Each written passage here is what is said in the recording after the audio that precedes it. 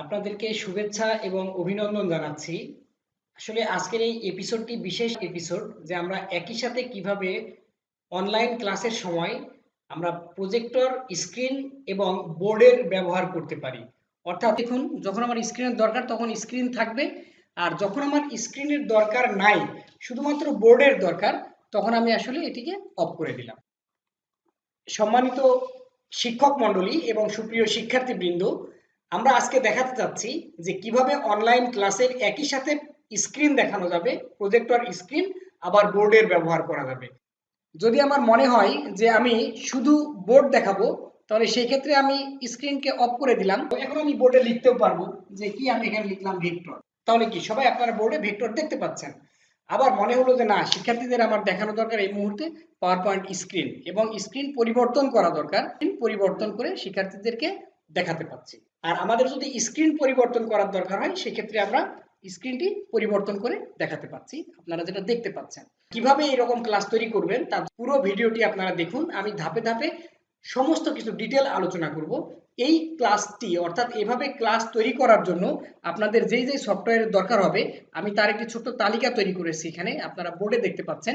Hardware হিসেবে লাগবে একটি মোবাইল ফোন, ল্যাপটপ লাগছে, আর সফটওয়্যার লাগছে DroidCam। কিভাবে DroidCam ইনস্টল করবেন সেটি দেখাবো। OBS স্টুডিওতে কিভাবে এই কাজটি করবেন সেটি আমি দেখাবো। একই সাথে পাওয়ার পয়েন্ট প্রেজেন্টেশন আমরা দেখাচ্ছিলাম, সেটা আপনারা দেখতে পাচ্ছেন। আপনারা দেখুন, এখানে দেখতে পাচ্ছেন যে এই ক্লাসের জন্য একটা মোবাইল ফোন আছে, এটাকে আমি DroidCam হিসেবে ব্যবহার করছি, এই ফোনটাকে। আর ল্যাপটপ থেকে আমি OBS ব্যবহার করছি এবং এখানে পাওয়ার পয়েন্ট ব্যবহার করা হচ্ছে। আর একই সাথে আমি শিক্ষার্থীদের কমেন্ট লাইভে পড়ার জন্য আমাকে আরেকটি ফোন ব্যবহার করতে হচ্ছে। তার মানে আসলে কি কি করতে হচ্ছে আমাকে, কয়টা ফোন, এখানে আমি দুইটা ফোনের ইউজ করছি। আর আপনারা যদি মনে করেন যে না, আপনি ক্লাস নেবেন, এখানে লাইভ আপনি কমেন্ট এটাই দেখবেন না, আপনি চাইলে ল্যাপটপেই আপনি দেখবেন, তাহলে চাইলে আপনি ল্যাপটপেও আপনি করতে পারেন, কোনো অসুবিধা নাই। সেক্ষেত্রে দেখুন, আমি একটি ক্লাস প্রিপারেশনের জন্য যা যা আসলে রাখছি আর কি, এখানে যে এখানে আমার পাওয়ার ব্যাংক আছে, ক্যালকুলেটর আছে যেটা ক্লাসের জন্য লাগে, একাধিক কলম আছে এবং বোর্ড পরিষ্কার করার জন্য ডাস্টার আছে। আর এখানে একটি স্ট্যান্ড দেখতে পাচ্ছেন আপনারা, স্ট্যান্ডের সাথে আসলে ফোনটা রাখা আছে। এই DroidCam হিসেবে যেটা দেখতে পাচ্ছেন, সেখানেই মূলত এই পুরো ঘটনাগুলো আপনারা দেখতে পাচ্ছেন। ঠিক আছে, তাহলে কিভাবে এই কাজগুলো হলো চলো আমরা একটা দেখে আসি। আমরা দেখুন এই ক্লাস নেওয়ার জন্য আমরা কি কি করছি। তো প্রথমেই আমরা যেটা করছি আর কি, সেটা হচ্ছে একটি DroidCam আমরা ইনস্টল করব ল্যাপটপে। DroidCam ইনস্টল করতে গেলে আমাকে যে কোনো একটি ব্রাউজার থেকে DroidCam লিখতে হবে। আমি DroidCam লিখলাম। এই যে DroidCam এর যে অ্যাপসের ওয়েবসাইট DEV47 অ্যাপস, এখানে আমরা ক্লিক করলাম। ক্লিক করার পরে আমরা উইন্ডোজের জন্য একটি DroidCam আমরা ডাউনলোড করব। এখানে আমরা ক্লিক দিলাম। এখন দেখুন DroidCamটি ডাউনলোড হচ্ছে। DroidCamটি আমরা ডাউনলোড করে ফেললাম। তো আমরা শো ইন ফোল্ডার আইকনে চলে গেলাম। এখান থেকে আমাদের যে DroidCam যেটি ডাউনলোড হলো সেটি আমরা ইনস্টল করব। ডাবল ক্লিক করলাম মাউস থেকে, ইয়েস করলাম। আমার এটি ইনস্টল করা আছে, তারপরে বলছে আপডেট করার জন্য। তো ঠিক আছে, আমি এটা আপডেট করে দিলাম, ইনস্টল করলাম। দেখুন আপনার ফোনের প্লে স্টোর থেকে DroidCam আপনি এখানে লিখবেন DroidCam আমরা লিখেছি। তো DroidCam লেখার পরে এই যে যেটি আসলো আইকনটি আপনারা দেখতে পাচ্ছেন, এটি ইনস্টল করবেন। আমার ইনস্টল করা আছে, তো এটাকে আমরা ওপেন করলাম। তো ওপেন করলে আপনার এখানে আইপি নাম্বার দেখতে পাচ্ছেন, ওয়াইফাই আইপি। আপনার অবশ্যই ওয়াইফাই কানেক্ট থাকতে হবে, আপনার বাসায় ওয়াইফাই থাকতে হবে যদি আপনি DroidCam ব্যবহার করতে চান। তো এই যে আইপি, এই আইপিটা আমরা বসাতে চাচ্ছি কোথায়, ল্যাপটপে বসাতে চাচ্ছি। ল্যাপটপের যে স্ক্রিন দেখতে পাচ্ছেন আপনারা, এবং DroidCam আমরা এখানে ইনস্টল করেছি। তো DroidCamটি আমি ওপেন করলাম, এখানে DroidCamটি ওপেন করলাম। দেখুন DroidCam যখন আমরা ওপেন করছি তখন কিন্তু এখানে একটা আইপি লেখার জন্য জায়গা দিচ্ছে। এই আইপিটা এখানে নাও থাকতে পারে, আইপি লেখার জন্য জায়গা দিচ্ছে। তো দেখুন আমার মোবাইল ফোনের আইপি, আসলে একটু আগে আমি কাজ করেছি বলে একই আইপিটা দেখাচ্ছে যে 192.168.1.101, আর পোর্ট হলো 4747। তো এটা এখানে যদি উল্টাপাল্টা কোনো হিসাব নিকাশ থাকে তাহলে আপনি এটি বসিয়ে দিবেন, দেওয়ার পরে আপনি এখানে স্টার্ট করবেন। এখানে গুরুত্বপূর্ণ বিষয় হলো যে আপনি ওয়েবক্যাম অর্থাৎ মোবাইল ফোনটাকে ওয়েবক্যামে শুধু ভিডিও নেবেন, অডিওটা আপনি নেবেন না। যদি অডিও নেন তাহলে আবার এখানে যে ল্যাপটপ থেকে যখন আপনারা OBS ব্যবহার করবেন তখন ল্যাপটপের সাউন্ডটা কিন্তু আবার অফ করে দিতে হবে। তো ল্যাপটপের সাউন্ডটা অটো অন থাকে, তো এই জন্য আমরা এই অডিওটাকে ব্যবহার করছি না, অর্থাৎ আমরা শুধু ল্যাপটপের সাউন্ডটা ব্যবহার করব। তাহলে দেখুন স্টার্টে ক্লিক করলাম। এখন দেখুন এই যে দেখতে পাচ্ছেন আপনারা আমাকে, এই যে আমাকে দেখতে পাচ্ছেন, এই যে দেখুন মোবাইল আমার হাতে, এই যে মোবাইল আমার হাতে, এই মোবাইল দিয়ে এখন আমরা যদি ল্যাপটপ দেখতে চাই তাহলে আমরা ল্যাপটপ দেখতে পাচ্ছি এই যে স্ক্রিনে, এই স্ক্রিনটায়। আমরা যদি বোর্ড দেখতে চাই তাহলে দেখুন বোর্ড দেখতে পাচ্ছি। এই যে ব্যাপারটা, এইটাই কিন্তু আসলে আমার স্ক্রিনে ছিল, অর্থাৎ আমার পুরো সেটআপটার সাথে আপনাদের আমি একটু দেখাই যে এখানে কিন্তু আমার এই সেটআপসে এখানে এই ফোনটা কিন্তু এখানে থাকে, কি বুঝতে পারছেন? এটা আমার এখানে থাকে DroidCam হিসেবে। তখন কিন্তু আমি এখানে এটা যখন আমি দেখাই, এই দেখুন আমি আইনস্টাইনের ছবিতে ধরে রাখছি, আমার হাতটা দেখুন আমি আইনস্টাইনের ছবিতে ধরে রাখছি। এটা আমরা কিন্তু এটা অফ হয়ে গেলে অসুবিধা নাই, স্ক্রিনটা যদি অফ হয়ে যায় তাও কোনো অসুবিধা নাই। দেখুন এই যে ল্যাপটপ স্ক্রিনে আপনারা আইনস্টাইনকে দেখতে পাচ্ছেন। বোর্ডের দিকে আমি ক্যামেরাটা বোর্ডের দিকে সরিয়ে নিলাম, তাহলে দেখুন আপনারা স্ক্রিনে এখন বোর্ড দেখতে পাচ্ছেন, কি ঠিক আছে? তো এইভাবে করে আমরা মোবাইল ফোনকে আমরা DroidCam হিসেবে ব্যবহার করতে পারি। আর এটাই তখন আমরা এই DroidCamটাকে আমরা কোথায় দিচ্ছি? OBS-এ দিচ্ছি। OBS-এ কীভাবে DroidCam সেট আপ করা হয়েছে আপনাদের দেখানো হয়েছে। আমরা DroidCamটি আমরা ইনস্টল করলাম। DroidCam ইনস্টলের পরে আমরা OBS-টি ওপেন করে ফেলছি। OBS ওপেন করলাম। দেখুন আমরা OBS ওপেন করার পর OBS এই অবস্থায় থাকবে, অর্থাৎ আমরা এখানে আছি স্টুডিও মোডে, আমরা নাই, আমরা নর্মাল মোডে আছি। খেয়াল করুন স্টুডিও মোডে কিন্তু আমরা নাই, আমরা আছি নর্মাল মোডে। তো এখন আমরা যে কাজটি করব, এখানে আমরা অ্যাডে ক্লিক করলাম। অ্যাড থেকে আমরা এখানে নিচ্ছি উইন্ডো ক্যাপচার। উইন্ডোতে আসলে আমরা কি দেখাতে চাই? তো উইন্ডোতে আমরা একটা পিপিটি দেখাতে চাই, পাওয়ার পয়েন্ট প্রেজেন্টেশন। আমরা এই পাওয়ার পয়েন্ট প্রেজেন্টেশনটি আমরা ওপেন করে রাখলাম। এই পাওয়ার পয়েন্ট প্রেজেন্টেশনটি ওপেন করার পরে আমরা যে কাজটি করব, এটার স্লাইড শোতে গিয়ে আমরা সেটআপ স্লাইড শোতে যাওয়ার পরে ব্রাউজার, এটা সচরাচর আপনার প্রেজেন্টেড বাই এ স্পিকার ফুল স্ক্রিনে থাকে, আমরা এটাকে ব্রাউজড বাই অ্যান ইন্ডিভিজুয়াল উইন্ডোতে রেখে দিচ্ছি, ওকে করলাম। তো এখন এটি ওপেন অবস্থায় থাকবে। খেয়াল রাখুন এটা খুব গুরুত্বপূর্ণ, যদি আপনি ওপেন অবস্থায় না রাখেন তাহলে কিন্তু পাওয়ার পয়েন্টকে খুঁজে পাবেন না আপনি। তো OBS-এ গেলাম, OBS-এর প্লাস আইকনে ক্লিক দিচ্ছি, অর্থাৎ সোর্সের প্লাসে ক্লিক দিচ্ছি। অনেকে সিন নাই, সিন নিয়ে আমি ঝামেলার মধ্যে যেতে যাচ্ছি না, আমি সরাসরি প্লাসে ক্লিক করলাম। উইন্ডো ক্যাপচার, আমরা চাচ্ছি উইন্ডোতে আমরা এই পিপিটিটা আমরা দেখাতে চাই। দেখুন উইন্ডোতে ক্লিক দিলাম, এই যে পাওয়ার পয়েন্ট প্রেজেন্টেশন যেটি এসে আছে এখানে ক্লিক করলাম। আমরা এই পাওয়ার পয়েন্ট প্রেজেন্টেশনটা আমরা দেখাতে চাচ্ছিলাম, এটা আমরা ওকে করলাম। আমরা এখন যে কাজটি করছি, কিবোর্ড থেকে শিফট কিটি প্রেস করে মাউস পয়েন্টার একই সাথে প্রেস করে আমরা এটিকে একটু ছোট করে রাখছি, অর্থাৎ আমরা এই পাওয়ার পয়েন্ট প্রেজেন্টেশনটুকু আমার স্ক্রিনের কতটুকু জায়গা জুড়ে দেখাতে চাই। খেয়াল করুন আমরা প্লাসে আবার ক্লিক করলাম। ক্লিক করার পরে এখন আমরা কি দেখাতে চাচ্ছি?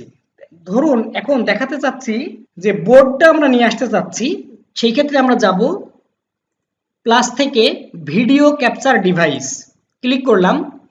ভিডিও ক্যাপচার ডিভাইস, আসলে ভিডিও বলতে আমরা কি ধরনের ভিডিও দেখাতে চাচ্ছি? সেটা আমার ল্যাপটপের ক্যামেরা, নাকি আমরা দেখাতে চাচ্ছি যে DroidCam? আমি ল্যাপটপের ক্যামেরাটা আমি ব্যবহার করছি এখন ক্যামটেশিয়া স্টুডিওতে, অর্থাৎ আমি ভিডিও রেকর্ডিং আমার এই পুরো সিস্টেমটা রেকর্ড করার জন্য ব্যবহার করছি বলে আমার HP True Vision HD এটি আসছে না। তো এখান থেকে আমার DroidCam আমরা ব্যবহার করছি, যে DroidCamটা আমরা ইনস্টল করেছি সেটা। তো এখন দেখুন এই DroidCamটি আমার এখানে উল্টা হয়ে আছে, অর্থাৎ আমার ছবিটা দেখতে পাচ্ছেন আপনারা উল্টা হয়ে আছে। আমি যদি এখন ওকে করি আমাকে উল্টোই দেখাবে। এখান থেকে আমরা ফ্লিপ ভার্টিক্যালি, অনেকে আমাকে প্রশ্ন করেছিলেন যে কিভাবে DroidCam-এর এটাতে উল্টা হয়ে থাকে, তো আমরা কিভাবে এটিকে সোজা করতে পারবো? সেই ক্ষেত্রে দেখুন DroidCam-এর নিচের দিকে গেলে, অর্থাৎ এখান থেকে আমরা মাউস স্ক্রল করে একটু নিচে গেলাম, ফ্লিপ ভার্টিক্যালি এখানে ক্লিক করলে তখন দেখুন আমার ছবিটা সোজা হয়ে থাকছে। আমরা ওকে করে দিলাম। এখন দেখুন আমাকে দেখা যাচ্ছে DroidCam-এ, অর্থাৎ এটা কিন্তু আমার এক্সটার্নাল ক্যামেরা যেটা আমরা মোবাইল ফোন হিসেবে ব্যবহার করছিলাম সেটা। তো এখন আমরা আবার কি করছি, কিবোর্ড থেকে শিফট প্রেস করে মাউস পয়েন্টার প্রেস করে আমরা এটাকে বড় করে দিলাম। এখন দেখুন অর্থাৎ আমার পাওয়ার পয়েন্টটা পাওয়া যাচ্ছে না, আমরা সেই ক্ষেত্রে আমার ভিডিও ক্যাপচার ডিভাইস এটি উপরে আছে বলে পাওয়া যাচ্ছে না, এটাকে আমরা টেনে ড্র্যাগ করে নিচে নামিয়ে দিলাম। DroidCam-এর ক্যামেরায় আমাকে দেখা যাচ্ছে, আর স্ক্রিনে আমাদের যেটা দেখা যাচ্ছে সেটি একটি কি, আমরা পাওয়ার পয়েন্ট প্রেজেন্টেশনটিকেও দেখতে পাচ্ছি। তো এখন আমরা যে কাজটি করতে চাই তা হলো এই পাওয়ার পয়েন্ট প্রেজেন্টেশনও থাকবে, আবার আমার বোর্ডও থাকবে।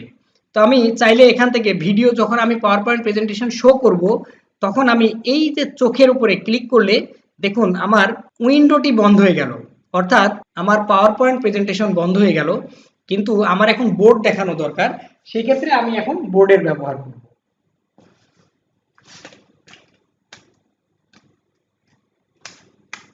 দেখুন এখানে ফ্লিপ ভার্টিক্যাল অপশন আছে, যদি আপনারা এই ফ্লিপ ভার্টিক্যাল অপশনটি যদি আপনারা ক্লিক করেন, তাহলে দেখুন এটা উল্টা হচ্ছে, অর্থাৎ লেখাটা উল্টা হয়ে যাচ্ছে। তাহলে সেই ক্ষেত্রে আমরা এটা, আপনার ক্যামেরাটা যদি আসলে উল্টা করে লাগানো থাকে তাহলে আপনি এখানে ফ্লিপ ভার্টিক্যালি করবেন, আর যদি ক্যামেরাটা সোজা করে লাগানো না থাকে, উল্টা থাকে, তাহলে এখানে আপনাকে ভার্টিক্যাল করতে হবে। আর যদি ক্যামেরা সোজা থাকে তাহলে এখানে আপনাকে ভার্টিক্যাল করতে হবে না। এটা একটা গুরুত্বপূর্ণ ব্যাপার। তাহলে আমরা এখানে ভার্টিক্যাল করলাম না, তো আমরা এখন এটাকে ওকে করে দিলাম। তো এখন এটাকে আমরা কি করছি, শিফট প্রেস করে কিবোর্ড থেকে পুরো স্ক্রিনটা টেনে আমরা ঠিক করে দিলাম। তো এখন দেখুন, এখন ক্লাস নিচ্ছি, আমাদের বোর্ড দেখানো দরকার, সেই ক্ষেত্রে আমরা কি করব, মাউস পয়েন্টার দিয়ে উইন্ডো ক্যাপচারের উপরে ক্লিক করে এটাকে আমরা অফ করে দিলাম। এখন আমরা চাইলে বোর্ডে লিখতে পারবো যা খুশি তাই, যে আমরা এখানে ভেক্টর লিখলাম, আমরা ভেক্টর দেখাতে পাচ্ছি কিভাবে অনলাইন ক্লাস নেওয়া যায়, তার উপরে আমরা একটা টিউটোরিয়াল তৈরি করছি, কি কি লাগবে আমাদের, আমরা আসলে স্মুথলি বোর্ডের ব্যবহারটা এখন কিন্তু করতে পারছি। আবার মনে হলো যে না আমাদের এখন পাওয়ার পয়েন্ট দেখাতে হবে শিক্ষার্থীদের, তাহলে আমরা পাওয়ার পয়েন্টে ক্লিক করে আমরা এখন কোথায় যাব, এখান থেকে স্লাইড শো মোডটা অন করব। আমরা স্লাইড শোতে আসি, এই স্লাইড শো করলে এখন দেখুন যে স্ক্রিনে আমাদের শিক্ষার্থীরা কি দেখতে পারবে সেটা আমরা এখান থেকে দেখাচ্ছি আপনাদের। যে আমরা ইউটিউব স্টুডিওতে গেলাম, তো এখান থেকে আমরা এখন পাওয়ার পয়েন্ট মোডে গেলে আমরা দেখতে পারবো। তার আগে আরেকটু কাজ আমাদের করে নিতে হবে ওবিএস থেকে। কি কি কাজ করতে হবে দেখুন, আমরা এই ওবিএস এর উপরে রাইট ক্লিক করছি, রাইট ক্লিক করে উইন্ডো প্রজেক্টর প্রিভিউ এটি আমরা অন করে রাখবো। এটা অন করলে আমাদের একটা স্ক্রিন আমরা এখানে দেখতে পারবো অতিরিক্ত হিসেবে। যখন আমরা স্লাইড শোতে যাচ্ছি খেয়াল করুন, তখন আমার শিক্ষার্থীরা কি কি দেখতে পাচ্ছে স্ক্রিনে, সেটা কিন্তু আমরা তাদেরকে দেখানোর জন্য যে স্ক্রিন এখন আছে কি নাই, অর্থাৎ স্ক্রিনে আমরা কোন স্লাইডটা তাদেরকে দেখাচ্ছি, এটা দেখানোর জন্য কিন্তু আমাদের উইন্ডো প্রজেক্টর প্রিভিউটা অন করে রাখতে হচ্ছে। এই উইন্ডো প্রজেক্টর প্রিভিউটা অন করার জন্য তার আগে আমাদের আরেকটু কাজ করতে হবে, সেটা একটু দেখে নিই ধাপে ধাপে।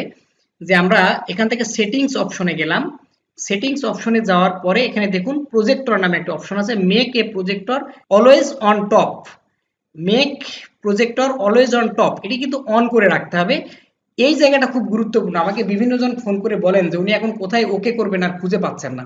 আসলে এই যে স্ক্রিন যেটা দেখতে পাচ্ছেন, এখানে আমরা মাউস পয়েন্টটা নিয়ে যে এটাকে আমরা ছোট করে ফেলছি, মাউস ড্র্যাগ করে নিচের দিকে নিয়ে যাচ্ছি, এটাকে টেনে আমরা উপরে তুললাম। এখন দেখুন এখানে অ্যাপ্লাই নামে একটি অপশন আছে, ওকে নামে একটি অপশন আছে, এটা খুব গুরুত্বপূর্ণ। তাহলে এখানে দেখুন এই স্ক্রিনে আমাদের শিক্ষার্থীরা একই সাথে এই স্ক্রিনের দুই পাশে কালো জায়গা দেখতে পাচ্ছে, যেটি আসলে দেখানোর দরকার নাই। তাহলে এই কালো জায়গাটা আমরা কমাই দিতে পারি কিভাবে, আমরা এখানে ক্লিক করে কিবোর্ড থেকে অল্টার প্রেস করে, কিবোর্ড থেকে অল্টার প্রেস করে আমরা মাউসটাকে ড্র্যাগ করে যদি আমরা ডানের দিকে নিয়ে যাই, তখন দেখুন এই জায়গাটা কেটে যাচ্ছে। মাউস ড্র্যাগ করে অল্টার প্রেস করে, দেখুন অল্টার প্রেস করে মাউস ড্র্যাগ করে এটাকে আমরা ছোট করে দিলাম। এখন এটাকে আমরা চাইলে টেনে, অর্থাৎ টানার সময় শিফট ধরে টানতে হবে, ধরে আমরা টেনে এটাকে আমরা বড় করে দিলাম।